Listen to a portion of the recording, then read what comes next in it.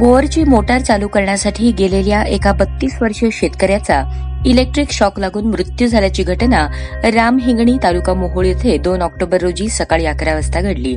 राजवर्धन नारायण पाटील राहणार रामहिंगणी असे मृत शेतकऱ्याचे नाव आहे.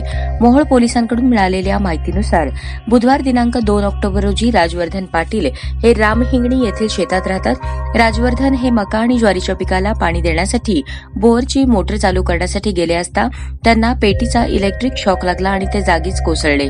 ही घटना राजवर्धन यांचे भाऊ हर्षवर्धन यांना त्यांच्या भाऊजाईने पळत येऊन सांगितली. यावेळी हर्षवर्धन यांनी त्या ठिकाणी जाऊन पाहणी केली असता भाऊ राजवर्धन हा पेटीजवळ पडलेल्या अवस्थेत दिसून आला.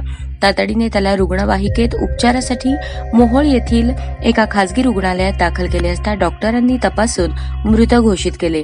त्यानंतर ग्रामीण रुग्णालयात आणले असता तेथील डॉक्टरांनीही तपासून मृत घोषित केले. या घटनेची खबर हर्षवर्धन नारायण पाटील वय 36 राहणार रामहिंगणी यांनी मोहोळ पोलिसात दिली असून तपास मोहोळ पोलीस करत आहेत.